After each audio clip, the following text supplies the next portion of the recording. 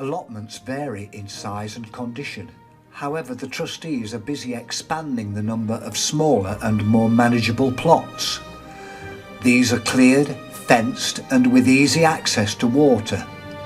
Overgrown sites receive a basic cutback, ready for digging and preparing for planting. Sometimes there's a waiting list, but generally plots are available throughout the year. Do ring because there are plenty of plots available right now.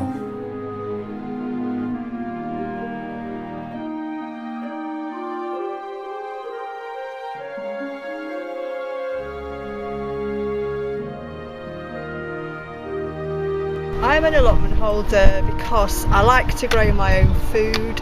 I think food's really expensive now and you don't know where it comes from. If you grow it yourself, you know it's good. I'm an allotment holder because the quality of what you get off the allotment in food is better quality than you can buy in a supermarket. Just so we can grow our own vegetables, spend some family time together. I'm an allotment trustee because I feel for the people and I feel that they deserve allotments and to protect their allotments for the future. There is always plenty to do, particularly with the endless battle against weeds. They grow rapidly, displaying little respect for cultivated plants. Potatoes are a popular first crop because planting, hoeing and tending them acts as a general cleansing process for the ground. The application of manure improves the quality of the soil. Once crops are established, they block out light and water, so helping to reduce the growth of the weeds. Hot on the trail of potatoes are cabbages, onions, leeks, carrots, beetroot and beans. I'm an allotment gardener for lots of reasons. First reason is that you're able to grow fresh produce organically. You're out in the open air, the fresh air. You're able to commune with nature. I enjoy being outside in the fresh air in all weathers, coming down in winter as well as summer. I enjoy harvesting. Because I enjoy what I do, it's peace and quiet, and I just learning new things really. I'm an allotment trustee because I like to see people taking an interest in gardens. I think what we ought to do is get young people interested in gardens, and I think that would be marvellous. Let's not forget the fruit, raspberries, apples, pears, blackberries and plums, all in abundance. The beauty of homegrown produce is that you know exactly how it's being grown.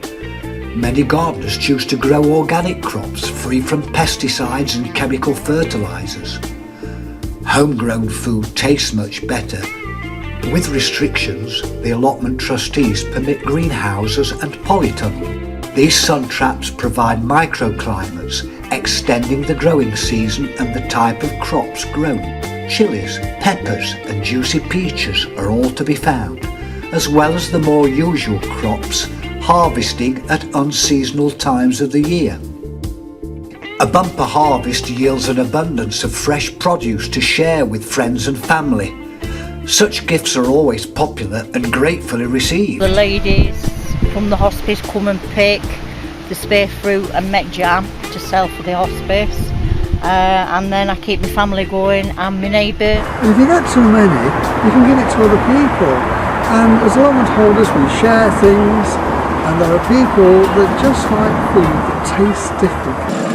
I'm an allotment trustee because I think it's very important to give families the opportunity to share in the benefits that they can get from growing all their own produce, the health and financial benefits. Not to be forgotten is animal husbandry, with ducks, geese and chickens providing the freshest eggs you will ever taste. Allotmenteers place distinctive characters on their plots, secret worlds concealed behind mysterious doors and hedges. Others display grassy borders, sheds, lawns, ornaments, statues, flags, signs and gazebos. This site has been cleared, levelled and fenced, ready for new tenants to place their own stamp on it. Year by year, the trustees make improvements in a way which shares resources across all sites, paths, fencing and parking areas are being added. I'm an allotment holder because I've retired. It gives me something to do. I produce a good amount of stuff. It gives me a great deal of pleasure when I take stuff home and we're cooking it. I like fresh food that I know hasn't been sprayed or treated in any way whatsoever other than the way that nature intended. I'm an allotment holder. It keeps me fit and relaxes me, and it keeps me up out of that chair. The trustees have to make sure that the trust is value for money, and we like to get up to the standard for everybody, same for all, so everybody can take part, whether it be young, old or even people with learning difficulties. It's all available here for everybody. Water is an essential requirement for the garden. The allotment sites all have troughs to enable crop watering. Gardeners also construct water harvesting systems, capturing this precious resource and supplementing the supply provided. Grass and hedges to be cut and new plots cleared. And so to the fruits of all this effort. High quality food produced at a fraction of the shop prices, packed full of natural goodness. Carefully stored produce remains edible for a long time. Along with jams, pickles and freezing, the enjoyable eating extends many months after the harvest. The trustees for the allotments for the labouring poor hold an impressive and distinguished record for fostering every aspect of allotment gardening in Mansfield. They continue with vigour to develop the health, education and environment at the very heart of our community through their continued commitment to allotment gardening.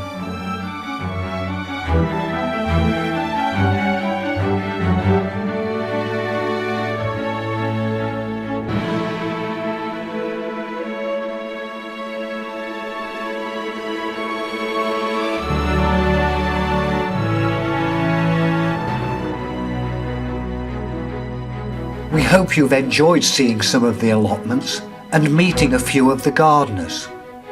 And if it's for you, don't hesitate to enquire. This wonderful gardening world is ready and waiting for you.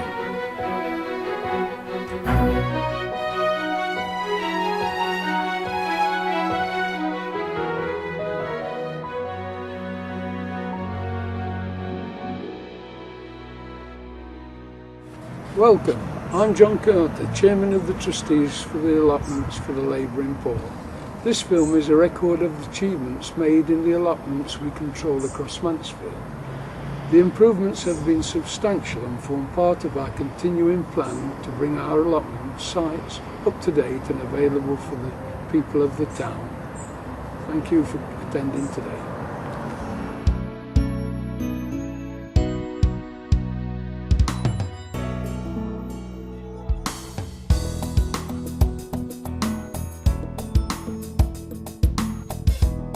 "2014 was a good year for improvements made by the trustees of the allotments for the labouring poor, but work has continued with finishing touches being made to Chesterfield Road and Quarry Lane sites.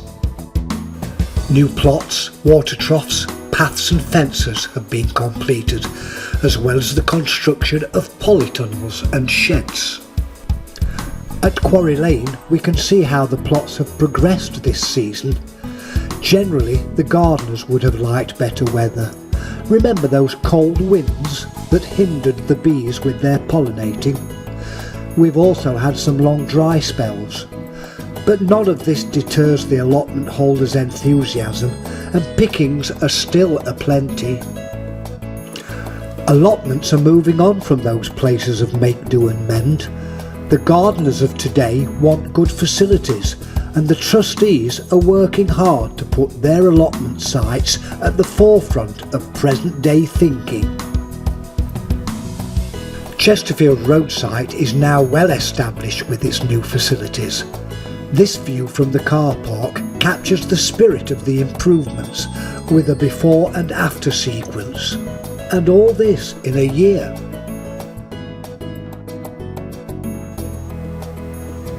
Kirkland Avenue is the most recent site to receive a makeover.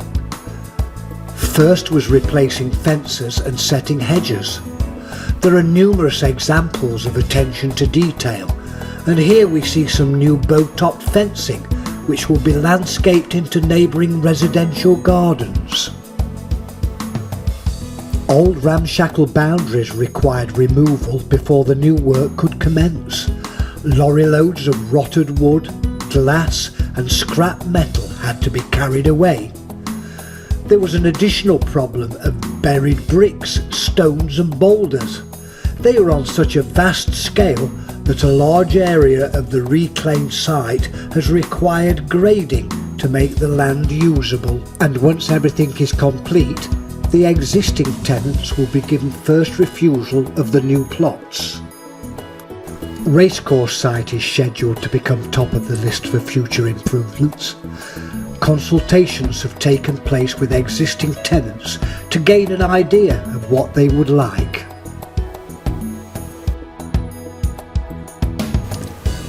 Monty Don has been reported to say that nationally we've lost so many allotments, and it's a tragedy because they're increasingly important when young people have less access to gardens.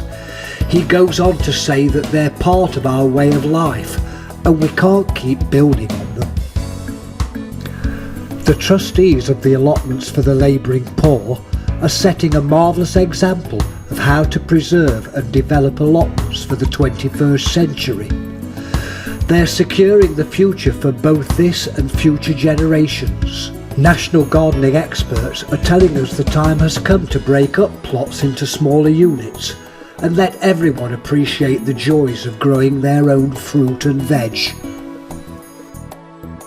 So the trustees are leading the way, and wouldn't it be great if one of the new sites could be opened by Monty Don, or Charlie Dimmock, or Alan Titmarsh, or Christine Walkden, or Carol Klein, or Eric Robson, or Anne Swithenbank.